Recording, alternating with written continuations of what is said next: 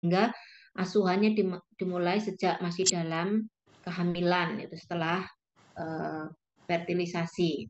Mengapa bisa terjadi stunting? Nah, ini pola makan yang salah gitu ya. Yang harusnya anak bayi 6 bulan pertama diberikan ASI karena ibunya bekerja, nah, itu salah satu alasannya. Sehingga tidak diberikan ASI eksklusif gitu ya.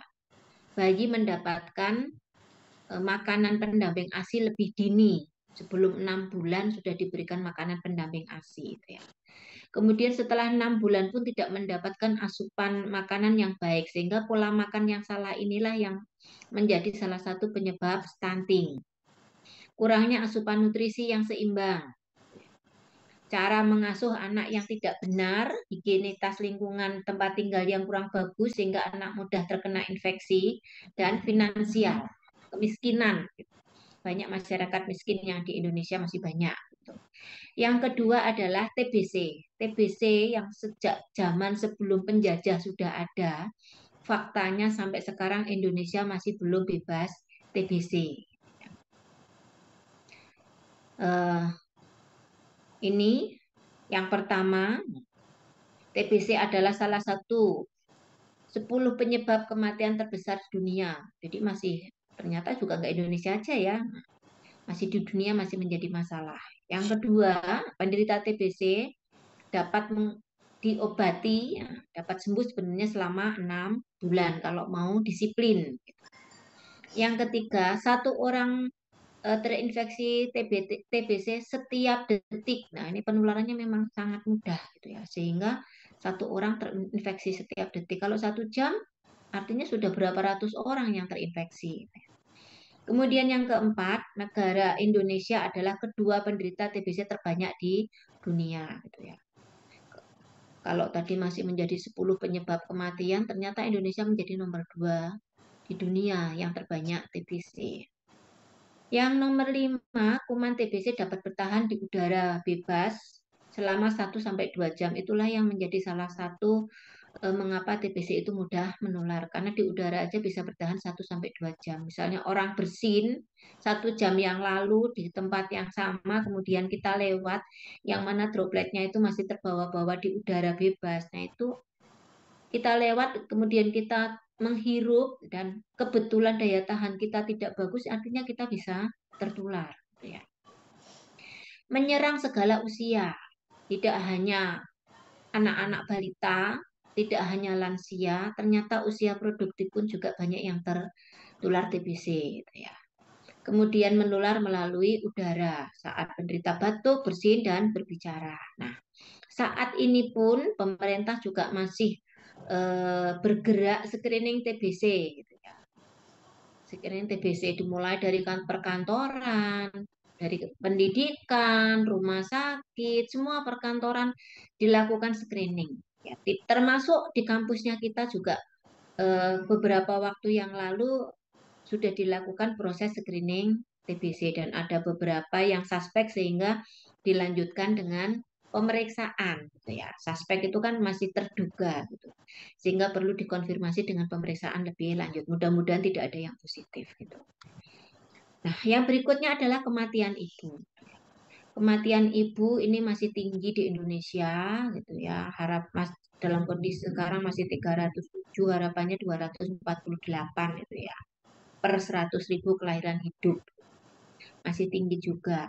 Yang mana ada beberapa penyebab tidak langsung yang berkaitan dengan kematian ibu, yaitu 3, terlambat membuat keputusan. Nah, kadang-kadang ketika seorang ibu yang mau melahirkan ini butuh dirujuk karena mengalami komplikasi, perundingannya, nah, terutama di Jawa ini ya biasanya nunggu bapaknya datang, nunggu suaminya datang, nunggu simbahnya datang, nah kelamaan akhirnya mengalami keterlambatan untuk membuat keputusan gitu ya.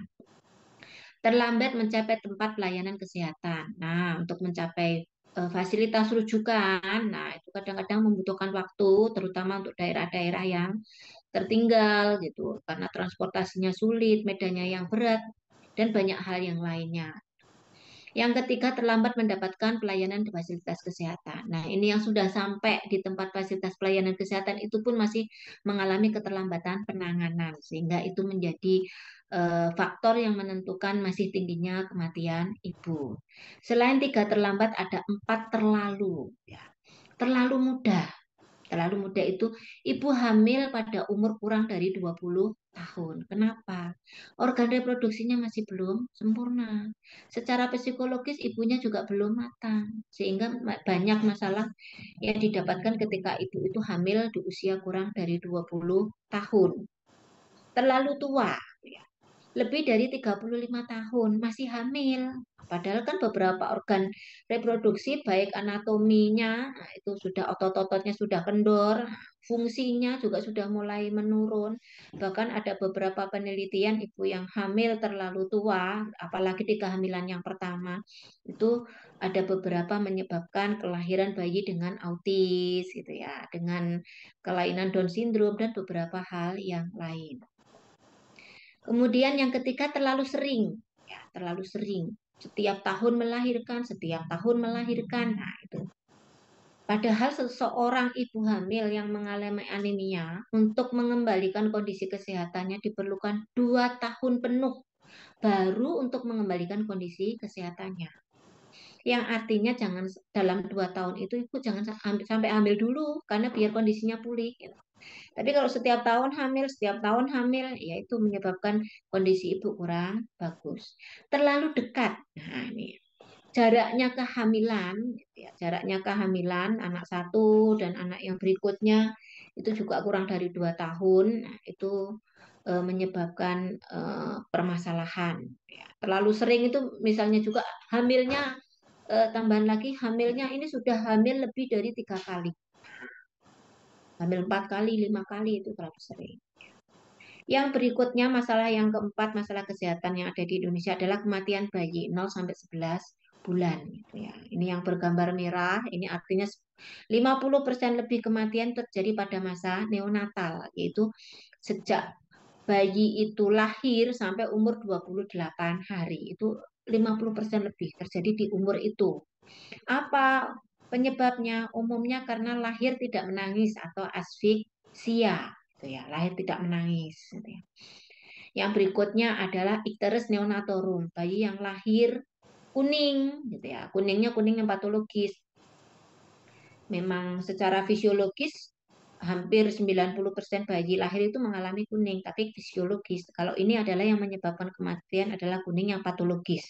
Kuning yang timbulnya lebih awal sebelum bayi berumur 3 hari atau setelah 14 hari lahir kok masih kuning. Nah, ini kuning patologis atau icterus neonatorum namanya. Kemudian yang berikutnya adalah infeksi. Infeksi pada bayi baru lahir. Dan yang berikutnya lagi adalah respiratory distress syndrome, adanya RDS. Penyebab lainnya masih banyak, ada diare 13%, gitu ya. Pneumonia 12%, kelainan kongenital, lahir dengan cacat, 5,7%, meningitis 4,5%, dan penyebab lainnya tidak diketahui ada 3,7% dan tetanus neonatorum ya 1%. Ya. Ternyata Indonesia juga masih belum terbebas dari tetanus. Padahal ibu hamil sudah disuruh imunisasi TT. Ya. Nanti anaknya lahir juga sudah diberikan suntikan imunisasi DBT. Ya. Yang berikutnya adalah penyakit tidak menular. Nah, ini adalah yang berkaitan dengan gaya hidup. Ya. Ada kanker, penyakit jantung, obesitas, diabetes, hipertensi yang kondisinya semakin tahun semakin kejadiannya semakin naik. Tidak hanya diderita oleh orang lansia, ternyata muda banyak. Bahkan beberapa penelitian yang terakhir, anak-anak remaja banyak yang sudah menderita diabetes, itu ya. Kemudian obesitas, itu ya. Anak-anak obesitas, itu ya, udah banyak. Kemarin kasus yang terbaru kemarin yang karena penggunaan kental manis, ya, Kenzi ya namanya ya, itu yang sampai beratnya berapa itu, padahal masih bayi itu ya. Yang berikutnya adalah penyakit menular. Penyakit menular yang ternyata juga masih masih menjadi permasalahan kesehatan di negara kita, gitu ya. Yang mana negara kita yang tropis, gitu ya, penyakit menular masih susah dibasmi, masih menjadi pemicu terjadinya penularan adalah karena cuaca, iklim, suhu itu di pendukung. Belum lagi personal hygiene atau higienis sanitasi atau PHBS masyarakat masih belum bagus, gitu ya. Yang terakhir adalah gangguan mental. Nah, ini ternyata juga banyak, gitu. Gangguan mental beberapa masalah mental mulai depresi mayor, agorafobia, serangan panik, fobia, gangguan obsesif, kompulsif, gangguan kepribadian, dan lain sebagainya. Ini menjadi masalah kesehatan, salah satu masalah kesehatan yang dihadapi oleh negara Indonesia. Nah, dari beberapa permasalahan tersebut, gitu ya, kesehatan memang menjadi kebutuhan utama, gitu. Memang kesehatan bukan segala-galanya, namun tanpa kesehatan menjadi segala-galanya tidak berarti. Oke, kita masuk materi. Apa itu sehat, gitu ya? Konsep sehat menurut WHO, ya. Konsep sehat keadaan yang sempurna, baik fisik, mental, sosial, tidak hanya terbebas dari penyakit dan kelemahan. Ini berdasarkan WHO seperti kemarin Bu Tari sampaikan di Skilab, gitu ya. Sehat ini menurut Kementerian Kesehatan, itu undang-undang kesehatan, keadaan sehat baik fisik, mental, spiritual maupun sosial yang memungkinkan seseorang untuk hidup produktif secara sosial dan ekonomis, gitu ya. Ini, gitu ya. Nah, tadi kalau berdasarkan WHO kan sehat fisik, mental, sosial, gitu ya. Sehat fisik, ya, artinya badannya memang benar-benar sehat dan bugar, fisik, badannya sehat dan bugar, gitu ya. Kemudian sehat mental atau jiwa, merasa senang, bahagia, gitu. Badannya sih sehat, tapi dari tampilan wajahnya itu datar banget. Tidak pernah terlihat rasa bahagia, gitu ya. Orangnya peserta gitu loh. Kemudian mampu menyesuaikan diri dengan kehidupan sehari-hari, baik di rumah maupun sekolah, gitu ya. Ini yang beberapa waktu yang terbaru, ini banyak dikupas di beberapa diskusi, gitu ya. Dampak dari pandemi salah satunya adalah kegagalan beradaptasi, gitu ya. Karena lamanya orang atau anak sekolah belajar di rumah, sehingga ketika kembali ke sekolah itu beberapa mengalami masalah, terutama ketika itu menjadi lingkungan yang baru, gitu ya. Misalnya anak sekolah masuk SMA, gitu, sebagai tahun ajaran baru, sebagai siswa baru yang awalnya KBM-nya online, online, online, ya ketika masuk pertama, nah itu menjadi sedikit menjadi masalah, gitu ya. Ternyata kegiatan yang dilakukan secara online dari rumah kadang-kadang secara psikologis itu memberikan dampak yang tidak baik juga, gitu ya. Kemudian sehat jiwa juga dapat diartikan dapat menerima kelebihan dan kekurangan diri sendiri dan teman, gitu ya. Jangan suka menyalahkan diri sendiri. Selalu merasa tidak sempurna. Memang manusia itu tidak ada yang sempurna, gitu ya. Karena merasa tidak sempurna akhirnya menjadi minder, atau justru sebaliknya tidak bisa menerima kekurangan dari teman. Kemudian sehat jiwa juga dapat diartikan melakukan kegiatan yang bermanfaat. Jadi kalau kegiatan yang kita lakukan masih hal-hal yang mubadir, nggak ada manfaatnya, artinya kita juga belum sehat secara mental atau jiwa. Kemudian secara sosial, mampu menjalin hubungan baik dengan orang lain. Kalau sering bermasalah dengan orang lain, artinya sosialnya juga tidak bagus. Itu dianggap sebagai orang yang tidak sehat karena tidak ada keseimbangan fisik, mental, dan sosial. Kemudian konsep sehat secara Islami, secara agama gitu ya. Menurut Hidayah, sakit menurut Hidayah adalah suatu keadaan di mana emosional, fisik dan mental. Kalau tadi keseimbangan gitu ya, keseimbangan fisik, mental, emosional, intelektual, perkembangan atau seseorang yang terganggu atau berkurang. Dan bukan hanya pada kondisi jadinya suatu penyakit. Nggak harus sakit, tapi ketika keseimbangan itu terganggu, itu sudah merupakan definisi sakit. Gitu. Nah ini, atau ini, kegagalan mekanisme adaptasi ketika seseorang gagal beradaptasi. Gitu ya. Yang mana suatu organisme itu yang bisa menyebabkan kita sakit, gitu ya, untuk bereaksi secara tepat terhadap rangsangan, sehingga rangsangan atau tekanan sehingga timbul gangguan pada fungsi dan struktur dari bagian organ maupun sistem tubuh gitu ya. Ketika misalnya ada teman yang pilek ya, bersin-bersin ya, kemudian virusnya nyebar-nyebar. Pilek itu kan virusnya influenza ya, sangat mudah menular. Apalagi pada orang dengan kondisi imunitasnya yang rendah gitu ya. Nyebar-nyebar sehingga itu menimbulkan rangsangan dan tekanan gitu ya. Akhirnya timbul gangguan fungsi struktur pada bagian organ, ya, organnya berarti organ misalnya di faring, laring, yang termasuk dalam sistem pernafasan. Gitu ya. Nah ini kalau Butari konsep sakit, Butari ngambil dari hadis riwayat Bukhari Muslim, tidaklah seorang Muslim tertimpa atau suatu penyakit atau sejenisnya, melainkan Allah yang menggugurkan bersama dosa-dosanya, seperti pohon yang menggugurkan daun-daunnya. Yang artinya ketika seseorang itu sakit, itu pasti ada hikmahnya, ya dosa-dosanya akan berkurang.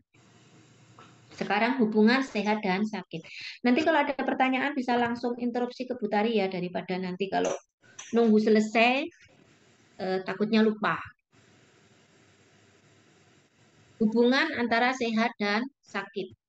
Interaksi seseorang dengan lingkungan sebagai manifestasi keberhasilan atau kegagalan dalam beradaptasi dengan lingkungan tersebut. Gitu ya. Gangguan kesehatan jika terjadi ketidakseimbangan antara faktor host, agent, dan environment. Gitu ya. Jadi faktor-faktor yang mempengaruhi kesehatan, host, agent, environment. Gitu ya. Yang kalau kita belajar di Skillab dan praktikum kemarin, dari faktor tersebut kemudian kita cari determinannya. Gitu ya. Nah, proses terjadinya sakit adalah proses terjadinya penyakit yang disebabkan karena interaksi antara agent ya, atau faktor yang menyebabkan penyakit dengan manusia, atau manusia bisa disebut juga sebagai pejamu atau host, dan faktor lingkungan atau environment. Gitu ya. Itu kalau teori yang konvensional ya, Trias penyebab penyakit. Ya. Kemudian konsep determinan kesehatan. Determinan kesehatan atau penentu kesehatan adalah hal-hal yang memiliki pengaruh yang signifikan, baik positif maupun negatif. Jadi ini penentu kesehatan, kesehatan itu membaik atau menjadi sakit gitu ya, terhadap kesehatan. Ada banyak dimensi yang dapat digunakan untuk mengurai determinan, misalnya karakteristik. Nah, karakteristik ini bisa terjadi karakteristiknya host atau karakteristiknya agent, ya. Kemudian perilaku seseorang, perilaku, kebiasaan, lingkungan fisik, lingkungan sosial, dan ekonomi. Ya. Ini determinan kesehatan atau faktor apa saja yang mempengaruhi determinan kesehatan. Ini ada 4 faktor. Ada gaya hidup atau style. Ya, kalau sekarang kan orang kemana-mana. Kalau dulu kan orang cari makan dari kos, ya udah di jalan kaki. 500 meter nggak apa-apa. Kalau sekarang kan nggak ada. Jangankan 500 meter, 100 meter aja nggak pakai motor. Gitu. Atau 100 meter aja nggak mau keluar, males pakai GoFood. Ya, itu sehingga gaya hidup yang seperti itu. Padahal pesennya apa? Oh, semua menunya goreng-gorengan, pakai minum manis-manis, ya udah geraknya berkurang, aktivitas fisiknya berkurang, makannya nggak seimbang gitu ya, nggak seimbang. Harusnya kan ada karbohidrat, lemak, protein sebagai nutrisi makro, sebagai nutrisi mikro ada vitamin, mineral. Nah, nggak seimbang. Itu gaya hidup yang sering terjadi pada saat ini. Kalau anak saya zaman SMA dulu kan Bu pulang malam kemana Kak? Futsal. Sekarang kayaknya juga nggak banyak anak-anak yang melakukan itu gitu ya, sibuk dengan gadgetnya masing-masing gitu ya. Kemudian determinan berikutnya adalah lingkungan, sosial, ekonomi, politik, budaya. Kemudian pelayanan kesehatan. Nah, fasilitas pelayanan kesehatan ini juga sangat berpengaruh terhadap status kesehatan masyarakat, yang mana kalau tidak ada fasilitas pelayanan kesehatan di suatu daerah, tentu masyarakat nggak bisa ngapa-ngapain, sakit, TBC, nggak ada yang ngobatin, akhirnya nular kemana-mana, gitu ya. Kemudian atau faktor genetik atau keturunan, banyak sekali penyakit-penyakit yang diturunkan gitu ya, yang merupakan herediter, misalnya kayak hipertensi, asma, gitu ya, dan penyakit-penyakit yang lain, misalnya jantung itu juga ada herediternya. Walaupun sebenarnya herediter itu kontribusinya nggak banyak, tapi kalau diikuti dengan gaya hidup yang tidak baik, akhirnya terjadi gitu. Kemudian determinan dalam host, agent, dan environment. Ya, kita kupas dulu apa yang dimaksud dengan host, agent, dan environment. Host atau organisme yang biasanya berupa manusia atau hewan yang menjadi tempat proses alamiah penyakit gitu ya. Yang mana penyakit itu bisa hinggap di situ, bisa bertempat tinggal di situ, bisa berkembang biak di situ gitu ya. Bisa manusia, bisa hewan gitu ya. Atau bisa juga disebut sebagai pejamu gitu ya, yang memberikan tempat penghidupan kepada suatu patogen. Nah, patogennya itu yang nanti kita sebut sebagai agent. Nah, host atau pejamu, faktor-faktor host dibagi menjadi dua kelompok atau yang memiliki sifat utama.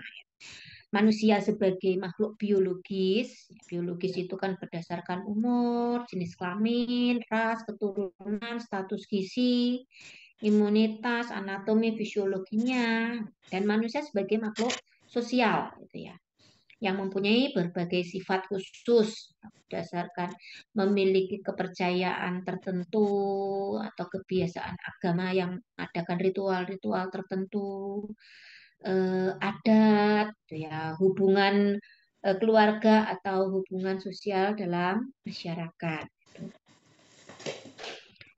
Kemudian agent, gitu ya.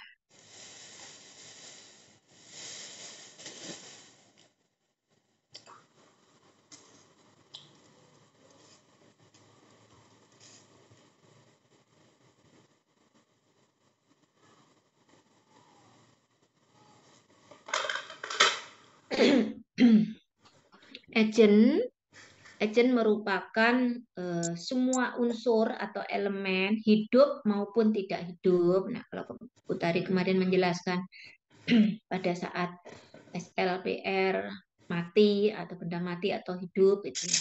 Yang kehadirannya bila diikuti dengan kontak yang efektif dengan pejamu atau host, terutama host yang rentan dalam keadaan memungkinkan terjadinya stimuli gitu ya, untuk menyebabkan terjadinya proses penyakit gitu ya, yang mana ada kontak antara elemen yang hidup atau tidak hidup gitu, misalnya racun, dan keadaan hostnya sangat memungkinkan untuk terjadinya stimuli. Pas hostnya kebetulan daya tahannya juga kurang bagus gitu ya, lagi turun, lagi ngedrop, sehingga menjadikan penyebab proses terjadinya penyakit gitu ya.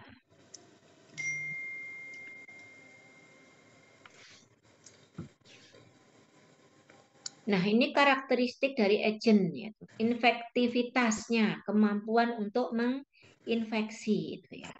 Kan ada beberapa agent yang sebenarnya kemampuan menginfeksinya ada yang rendah, tinggi. Kemudian patogenitasnya, itu kemampuan untuk menimbulkan penyakit di dalam pejamu atau host. Virulensinya, keganasannya, derajat kerusakan yang ditimbulkan orang kalau sudah kena HIV, nah itu virulensi dari virus HIV. Kalau sudah kena HIV menyerang pertahanan tubuh atau sistem imunitas, gitu ya. Ya udah, ganasnya kemampuan untuk merusak, gitu ya. Kemudian antigenicity, kemampuan merangsang mekanisme pertahanan tubuh, gitu ya. Kayak HIV tadi yang diserang kan langsung sistem imunitasnya. Kayak COVID yang sekarang, walaupun sudah divaksinasi, ya ternyata vaksinasi nggak mempan terhadap varian yang terbaru, misalnya seperti itu. Kemudian klasifikasi agent, gitu ya. Ada agent biologis, yang artinya kayak mikroba. Nanti kita bahas. Agent kimia, agent nutrisi, agent mekanik dan fisik, gitu ya. Agent biologis, bakteri, virus, jamur, rickettsia, protozoa, metazoa dan lain sebagainya, gitu ya. Itu agent biologis. Kemudian agent kimia, ada pestisida, obat-obatan, limbah industri, insulin, urium. Orang yang gagal ginjal itu uriumnya tinggi, orang yang diabetes, kekurangan insulinnya, misalnya itu agen kimia, zat-zat yang tertentu yang mempengaruhi tubuh manusia. Agen nutrisi itu ya, misalnya orang kurang energi, ya, kayak ibu hamil kurang energi kronik ya, atau KEK atau KEK itu ya.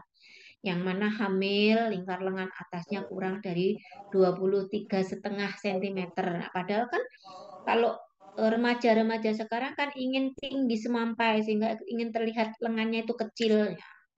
Padahal syaratnya ibu hamil yang sehat itu minimal lingkar lengan atasnya 23,5 sehingga eh, bisa berpengaruh terhadap janinnya agar sehat. Ya.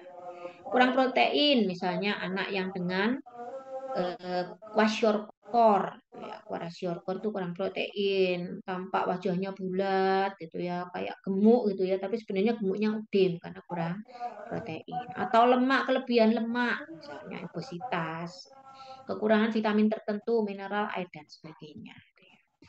Agen mekanik misalnya kecelakaan di jalan raya. Agen fisik ada suhu, radiasi, trauma mekanis, tekanan udara. Ini secara khusus bisa menjadi agen atau agent, tapi bisa juga masuk di dalam lingkungan fisik gitu. Kemudian faktor lingkungan atau environment gitu ya. Segala sesuatu yang mengelilingi dan juga eh, kondisi luar manusia atau hewan yang menyebabkan atau memungkinkan terjadinya penularan penyakit gitu. Yang mana merupakan faktor ekstrinsik ya, yang dari luar tubuh, dari luar diri host atau pejamu. Yang cukup penting untuk menentukan terjadinya interaksi antara pejamu dan unsur-unsur penyebab terjadinya penyakit gitu ya. Kalau tadi unsur-unsur penyebab terjadinya penyakit kan agent tadi. Kemudian secara garis besar dibagi menjadi 3 bagian utama, lingkungan fisik, ya, lingkungan yang baik secara langsung maupun tidak langsung, ya, yang ada eh, atau bisa juga lingkungan biologis dan sosial. Lingkungan fisik di sini meliputi misalnya cuaca, panas sekali, kayak di Arab sekarang bisa sampai 50 derajat. Ya, cuaca, kemudian keadaan geografisnya, keadaan geologisnya, gitu ya. Air sebagai sumber kehidupan, nah sumber air bersihnya bagaimana, unsur kimiawi yang misalnya unsur kimia yang mencemari udara, air, tanah. Nah, lingkungan fisik ini bisa terjadi secara alamiah maupun non alamiah. Misalnya alamiah itu misalnya karena bencana. Yang non alamiah itu sebagai dampak perbuatan manusia. Lingkungan sosial. Lingkungan sosial itu berupa sosial, budaya, ekonomi, politik, sistem dari organisasi, peraturan yang berlaku, atau kebijakan pemerintah, yang meliputi sistem hukum, administrasi, sosial, politik, ekonomi yang berlaku itu juga mempengaruhi kesehatan manusia. Misalnya kayak COVID kemarin, kalau pemerintah tidak segera menerapkan eh, eh, pembatasan berskala besar, kan penularannya akan makin banyak gitu ya. Wah, Di banyak. lockdown gitu, kalau yang di Cina di lockdown, sehingga biar itu memang untuk memutus mata rantai penularan gitu. Itu beberapa kebijakan-kebijakan pemerintah yang berkaitan dengan kesehatan, contoh salah satunya pekerjaan gitu ya. Pekerjaan yang pekerjaannya itu durasinya yang terlalu panjang, nah, itu juga akan mempengaruhi kesehatan eh, manusia. Kemudian sistem pelayanan kesehatan, adanya sistem pelayanan kesehatan atau jaraknya yang terlalu jauh yang menyebabkan orang enggan datang ya, karena jauh gitu, atau sulit mengakses, itu mempengaruhi status kesehatan manusia. Kebiasaan hidup, PHBS-nya masyarakat setempat, buang sampah sembarangan sehingga banyak lalat. Kemudian sampah-sampah yang menutupi saluran air sehingga ketika hujan banyak air tergenang, yang mana air tergenang menyebabkan tempat berkembang biaknya nyamuk, terlihat kotor dan lain sebagainya. Kepadatan penduduk gitu ya, penduduk yang terlalu padat gitu ya. Ya, pemukiman yang kumuh, kepadatan penduduk, kepadatan rumah tangga, yang mana kepadatan penduduk banyak sekali penduduknya di situ, kepadatan di dalam keluarga itu dalam satu rumah jumlah orangnya banyak banget, itu juga mempengaruhi status kesehatan manusianya. Perkembangan ekonomi, kemiskinan, nah itu. Orang yang tidak mampu mengakses kesehatan karena tidak mampu secara ekonomi, orang yang tidak memiliki kemampuan beli sehingga tidak bisa memenuhi kebutuhan nutrisinya. Lingkungan biologis, ya. Hal-hal yang ada di sekitarnya manusia yang berupa flora dan fauna, yang itu juga memegang peranan penting terhadap pejamu, gitu ya. Misalnya mikroorganisme, patogen maupun non patogen. Banyak masyarakat yang banyak memelihara hewan ternak yang mana kebersihannya tidak terjaga, banyak kucing berkeliaran dan lain sebagainya. Banyak merpati-merpati yang berterbangan, itu berpengaruh terhadap kesehatan manusia, gitu ya. Yang mana memang beberapa fauna atau hewan tersebut menjadi vektor penyakit, pembawa penyakit, lalat, nyamuk, tikus, itu kan menjadi pembawa penyakit atau vektor penyakit. Nah, ini interaksi antara agent, host, dan environment. Yang awalnya adalah tahap peka, gitu ya. Ketika sudah ada interaksi, kemudian memberikan stimuli, harusnya kan seimbang seperti ini. Agent, host, environment kan seimbang. Ketika kemudian ada interaksi salah satunya, misalnya agentnya virulensi tinggi, akhirnya kan jomplang. Akhirnya jomplang. Atau sebenarnya agentnya nih biasa saja, cuman influenza, tapi karena hostnya daya tahannya sedang turun, juga akan menjadi tidak seimbang. Sehingga akan masuk ke dalam tahap subklinis. Kemudian tahap subklinis sudah mulai ada interaksi, ada perubahan-perubahan di dalam tubuh gitu ya, yang akhirnya menjadi tahap klinis, sudah mulai muncul gejala, bersin-bersin, hidungnya mampet, kepalanya pusing, kan gitu kalau influenza. Terjadi ketidakseimbangan antara host, agent, environment, ya, pada setiap elemen sampai tahap terminal. Terminalnya apakah tubuhnya beradaptasi yang akhirnya memang benar-benar sakit. Perubahan-perubahan apa saja yang menyebabkan ketidakseimbangan antara host, agent, environment tadi, gitu ya. Perubahan kualitas dan kuantitas agent. Agentnya semakin banyak, penyebab penyakitnya banyak, virusnya banyak banget. Nah, itu secara kuantitas. Kualitas, virusnya memang semakin ganas. Nah, patogenicity-nya juga semakin tinggi, menyebabkan penyakitnya semakin tinggi. Tidak hanya virulensinya, tapi patogenicity-nya. Sehingga meningkatkan kemampuan agent untuk menimbulkan penyakit. Atau faktor dari pejamunya, hostnya, daya tahannya rendah, gitu ya. Kemudian mengalami malnutrisi, baik yang kurang maupun yang lebih, gitu ya. Banyak hal. Dari segi usia, termasuk usia yang rentan, tadi yang beberapa karakteristik yang menyebabkan host menjadi determinan tadi. Kemudian faktor lingkungan. Nah, lingkungan yang mana higien sanitasinya buruk atau lingkungan yang ekstrim cuacanya, anginnya banter atau suhunya yang terlalu tinggi, kelembabannya yang terlalu tinggi sehingga banyak mempengaruhi kualitas agent. Perubahan kualitas lingkungan memudahkan penyebaran agent, misalnya kayak penularan penyakit melalui droplet atau percikan ludah. Nah, dengan adanya kecepatan angin yang tinggi itu kan mempermudah penularan. Ya. Kalau tadi TBC bisa bertahan 1-2 jam di udara, ketika kecepatan aliran udara itu tinggi kan artinya menyebarnya kemana-mana itu menjadi sangat mudah. Gitu. Kemudian kualitas lingkungan yang meningkatkan kerentanan host tadi ya, higien sanitasi yang jelek tadi. Ya. Itu kualitas lingkungan, polusinya banyak, gitu ya, di mana-mana ada asap, polusi. Oke, itu tadi yang dapat Butari sampaikan berkaitan dengan konsep sehat sakit dan beberapa faktor penentu atau determinannya.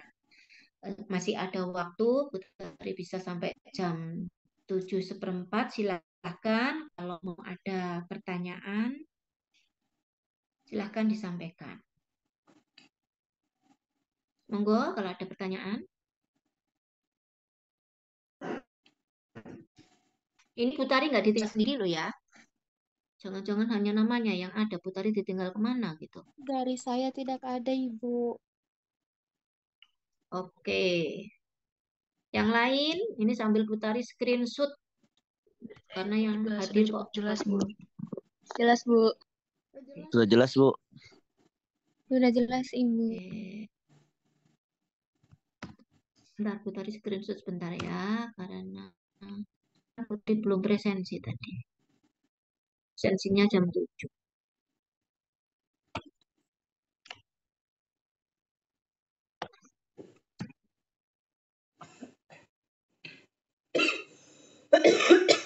Oke, kalau nggak ada